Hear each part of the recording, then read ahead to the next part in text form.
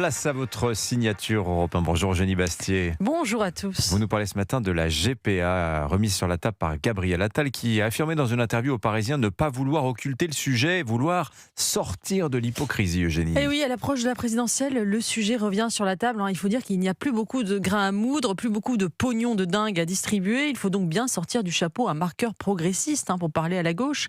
Gabriel Attal avait déjà relancé le sujet à l'été 2025 en affirmant, je cite, vouloir briser un tabou. Remarquez d'ailleurs cette obsession très contemporaine, croire que la politique consiste à lever des tabous, alors même que les tabous ont longtemps constitué les fondements des civilisations. La GPA est déjà une réalité, puisque ceux qui en ont les moyens y ont recours à l'étranger, nous dit Gabriel Attal aujourd'hui. Si l'on suit cette logique, il faudrait aussi légaliser la prostitution, au motif que certains compatriotes aisés pratiquent le tourisme sexuel, ou la drogue, au motif qu'on n'arrive pas à enrayer son trafic. Il est curieux de présenter la France comme un modèle civilisationnel, phare du progrès dans le monde, livré aux populistes, pour ensuite vouloir l'aligner par réalisme sur des législations moins-disantes.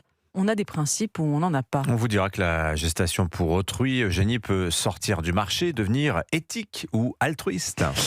Oui, c'est en effet un argument, mais il est étrange de prôner d'un côté le réalisme politique, ça existe donc il faut légiférer, et de l'autre un idéalisme naïf consistant à croire qu'on peut organiser un système où des femmes accepteront par pur altruisme de prêter leur ventre sans rien attendre en retour. Dans la GPA éthique, on ne loue pas, on rembourse les frais médicaux, a dit Prissa Thévenot, qui est porte-parole de Gabriel Attal. Mais de quels frais médicaux parle-t-on ? En France, l'essentiel est pris en charge par la Sécu, ce qui risquerait d'ailleurs de créer un appel d'air, faisant de notre pays la plaque tournante d'un tourisme reproductif en Europe. Encore faudrait-il trouver des femmes prêtes à engager leur corps pendant 9 mois, à courir les risques que cela implique, à porter un enfant, à s'attacher à lui, puis à s'en séparer, et ce, sans aucune contrepartie financière. Je peux vous dire qu'elles ne se bousculeront pas au portillon. Comme l'a dit justement Jean-Luc Mélenchon, et je vous promets que c'est sans doute la première et la dernière fois que je le citerai positivement, je serai pour la GPA le jour où une milliardaire acceptera de porter l'enfant d'une femme pauvre. On l'observe en effet dans les pays qui l'ont légalisé, faute de volontaires, les contournements se multiplient pour attirer des candidates et tout ça finit par retomber dans la sphère du marché. La GPA dite éthique ne représente qu'une part infime des gestations pour autrui. L'immense majorité du marché mondial reste commercial. Ce que vous nous dites, c'est que c'est un choix philosophique. Oui, en vérité, la GPA éthique n'existe pas. Il n'y a pas de troisième voie entre la marchandisation ou l'interdiction.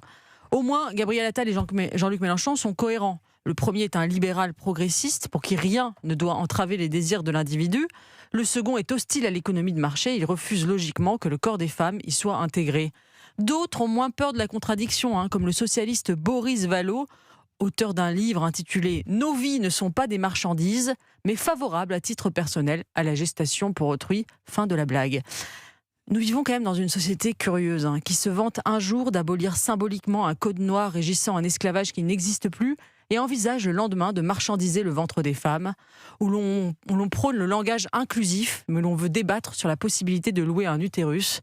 Nous sommes très forts pour juger avec sévérité les oppressions du passé, tout en fabriquant avec insouciance les dérives de demain.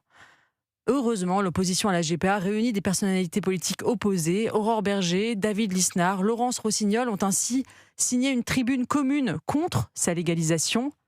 Espérons donc que la GPA reste un tabou, car il en faut dans une civilisation digne de ce nom. Signature Europe 1, Eugénie Bastier. Merci beaucoup, Eugénie.